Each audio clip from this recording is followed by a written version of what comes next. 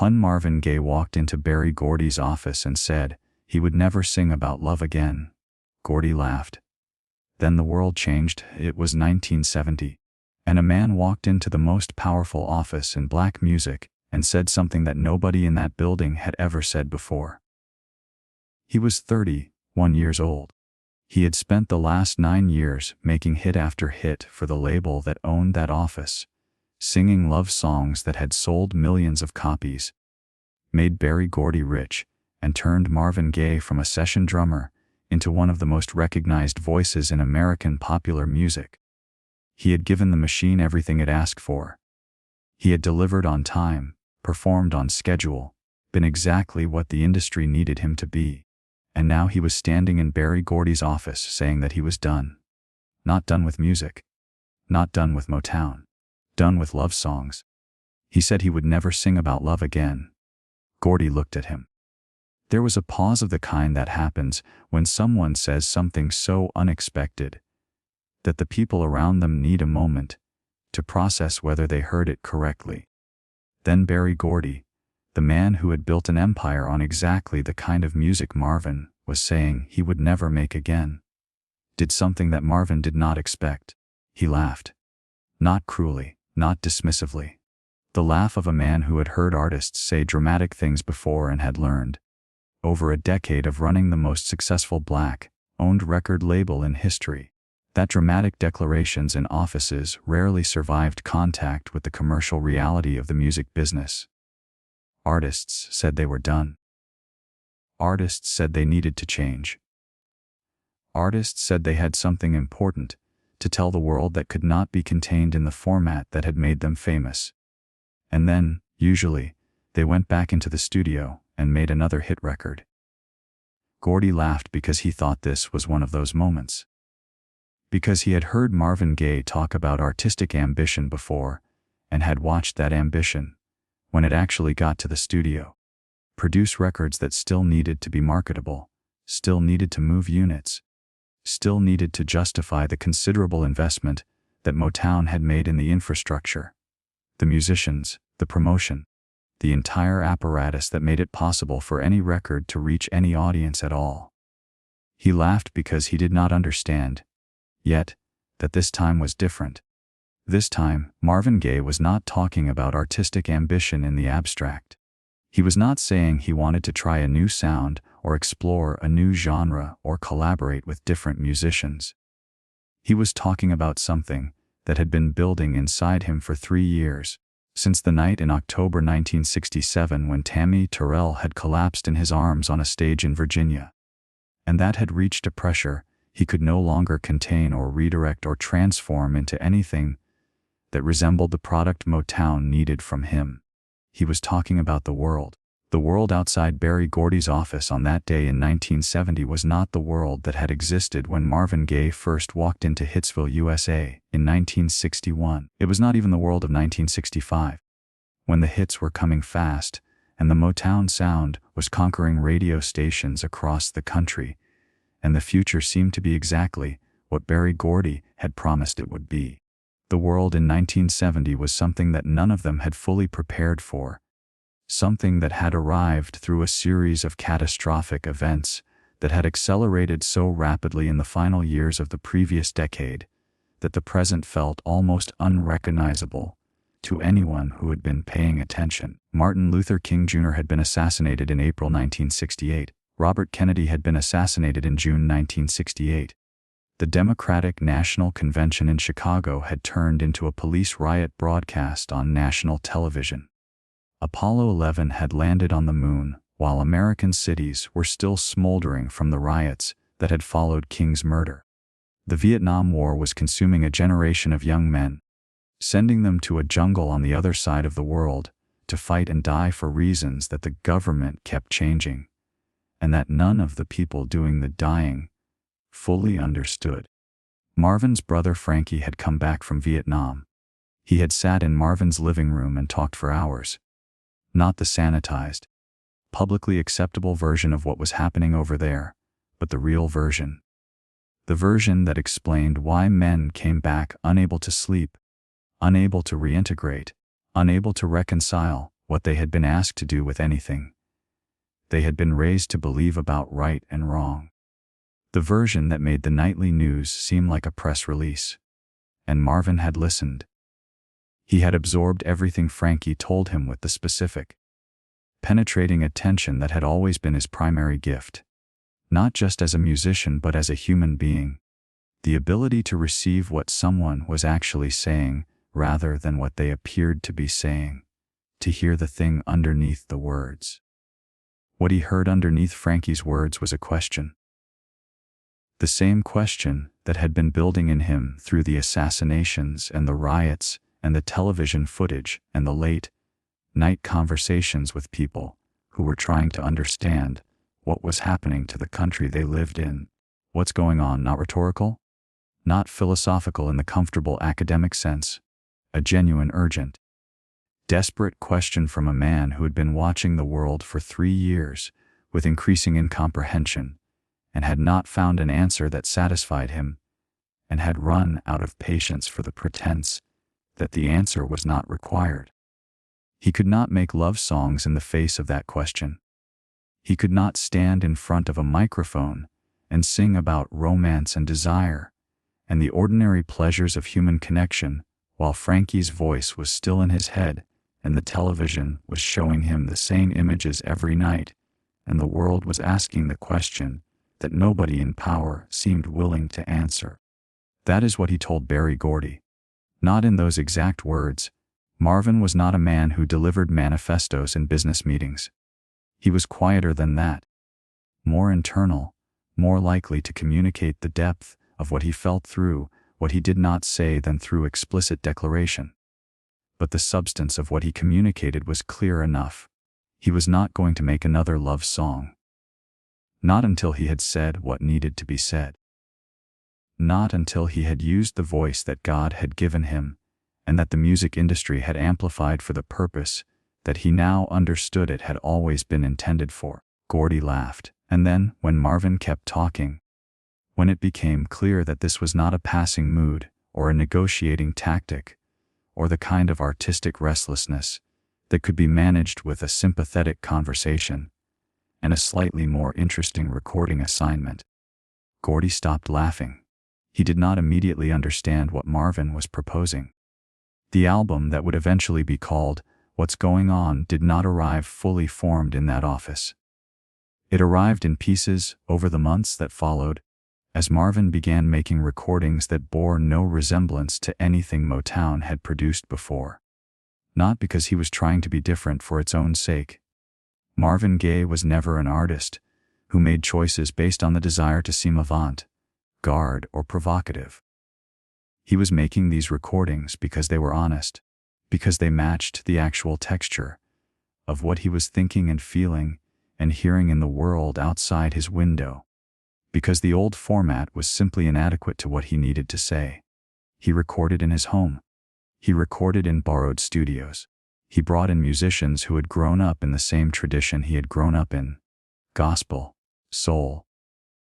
The black church music that had been the foundation of everything he had ever done. And he asked them to play differently than Motown had ever asked them to play. Not tighter, not more polished, not more commercially palatable. Looser, more conversational, more like real people talking than like a machine producing a product. He layered his own voice upon itself until the recording sounded like a chorus of all the different versions of Marvin Gaye. The romantic idol, the social conscience, the frightened man, the man of faith, the man of doubt, all of them present simultaneously in the same piece of music, arguing and harmonizing and finding, occasionally, a moment of something that felt like resolution, even though the questions remained open. He brought these recordings to Berry Gordy. And Gordy said they were the worst records he had ever heard. He said it with more specificity than that. He said they were uncommercial, that no radio station would play them. That the audience that had spent a decade buying Marvin Gaye records had not bought them in order to hear about Vietnam and police brutality and the failures of American society. He said the album would destroy Marvin's career. He refused to release it. The conversation that followed has been documented in enough detail by enough people who were present, or who spoke to the people who were present, that its essential shape is clear, even if the exact words remain in dispute. Marvin did not explode. He did not threaten. He did not perform the kind of dramatic confrontation that the story might seem to require. He sat with Gordy's refusal the way he sat with everything. Quietly, internally, letting it find its level before he responded. And when he responded, he said something that has become one of the most quoted exchanges in the history of the music industry. He said, "If you do not release this album, I will never record another song for Motown." Not angry, not desperate. Stated with the complete calm of a man who has made his decision and is communicating it as a fact rather than a threat. He had spent 9 years giving Motown exactly what it needed. He had been reliable and productive, and commercially successful beyond what anyone had initially imagined when Berry Gordy had signed a session drummer to a general recording contract in 1961. He had earned the right to make one record that was not designed for the market. He was claiming that right. Gordy sat with this. He understood, as a businessman if not yet as a patron of art, that Marvin Gaye's continued productivity was worth more to Motown than the potential commercial failure of one album. He understood that the ultimatum was real, that Marvin had reached the point where he meant exactly what he said, and would follow through on it. If Gordy did not give way, he gave way. What's Going On was released as a single on January 20, 1971. In its first week it sold over 100,000 copies. Gordy called Marvin and told him to finish the album. The full What's Going On album was released on May 21, 1971. Within a year it had gone gold. Within a decade, it was being called one of the greatest albums ever recorded. Within 50 years, Rolling Stone magazine would place it at the very top of their list of the greatest albums in the history of popular music. Number 1. Above Everything. Above Sgt. Pepper and Pet Sounds and Blonde on Blonde, and every other record that the critical establishment had spent decades arguing was the defining achievement of the form. The album that Berry Gordy had called the worst record he had ever heard. But here is what the story of that office, that declaration, that laugh, and that ultimatum actually reveals. Not about the music industry, not about the battle between art and commerce, not even about Marvin Gaye's extraordinary courage in staking his career on a record that nobody around him believed in. It reveals something about what had happened to Marvin Gaye in the years between 1967 and 1970. About what Tammi Terrell's collapse had done to him, and what Frankie's stories had done to him, and what 3 years of watching the world on a television in a room in Los Angeles had done to him. It reveals what it looks like when a person runs out of the capacity to perform. Marvin Gaye had been performing since he was a child, not just on stages and in studios, performing in the more fundamental sense of presenting a version of himself that the world around him needed to see rather than the version that was actually present. He had learned this in his father's house, where the distance between the public minister and the private man had been so vast that surviving it required becoming an expert at reading what version of himself was required in any given room and producing it on demand. He had performed this way at Motown. The hits were real, the talent was real, the voice was real, the emotional intelligence that went into every recording was real. But the frame was not his. The decision about what to say and how to say it, and what subjects were permitted and what subjects were off limits. That had always been Motown's frame. Berry Gordy's frame, the frame of an industry that had specific ideas about what black music was supposed to do and what it was not supposed to do. By 1970, Marvin had run out of the ability to operate inside that frame. Not because he had decided to rebel. Rebellion implies a choice, and this did not feel like a choice. It felt like a necessity. Like the pressure that had been building since the night Tammi Terrell had finally reached a point where it could not be redirected into anything that fit inside the existing container. He needed a different container. He needed one large enough to hold everything he had been carrying. The grief, the rage, The love that had survived the grief and the rage, and was looking for a way to express itself that was equal to what the world was actually asking. He built that container. He called it What's Going On, and it changed everything. Not just for Marvin Gaye, not just for Motown, for the entire conception of what popular music was capable of. Before What's Going On, the idea that a soul album could be a work of genuine social philosophy, that it could address the full complexity of what was happening in America without losing either its emotional power or its commercial viability, was not a proven proposition. It was a theoretical possibility that most people in the industry believed was, in practice, impossible. After What's Going On, it was a fact. Every artist who came after Marvin and made music that tried to say something real about the world they were living in. Stevie Wonder with Inner Visions, Sly Stone's There's a Riot Going On, Curtis Mayfield's Superfly, and decades later Kendrick Lamar's To Pimp a Butterfly and Beyoncé's Lemonade. Every one of them was standing on the foundation that Marvin Gaye had built in the months between he walked into Berry Gordy's office and the day the album was released. He had said he would never sing about love again. He had meant it in the sense that he would not continue singing about love in the small, private, individual sense that Motown's hits had always addressed. The love between two people, the love that is gained and lost and mourned in the space of 3 minutes and a chord progression. But What's Going On is not a record that has abandoned love. It is a record that has enlarged love, that has taken the emotion he had been singing about for a decade and expanded it until it is large enough to contain not just two people but an entire country, an entire generation, the entire complicated, beautiful, terrible human project of trying to live together in a world that keeps trying to tear itself apart. Father, Father, there's far too many of you dying. Mother, Mother, there's far too many of you crying. He was not singing about romance.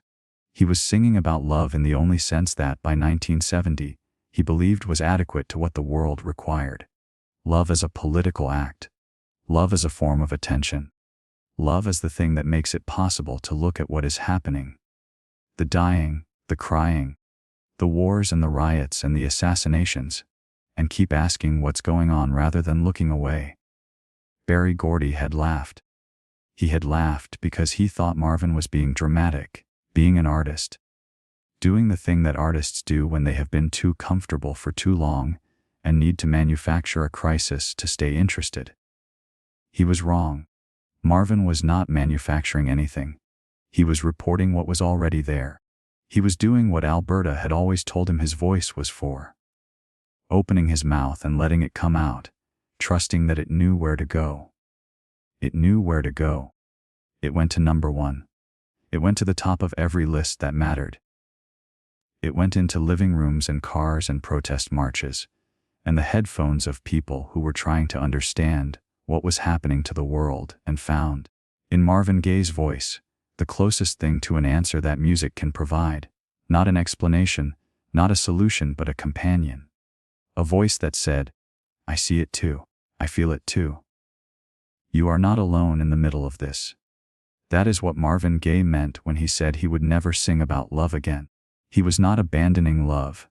He was insisting that love be taken seriously enough to ask the hard questions, to look at the world as it actually was, and bring everything he had to the attempt to understand it. Gordy laughed. Then the world changed. And Berry Gordy spent the rest of his life acknowledging that the man he had refused to believe was making one of the greatest records ever made, while he was in the next room calling it the worst. The world changed because one man ran out of patience for the pretense that it didn't need to.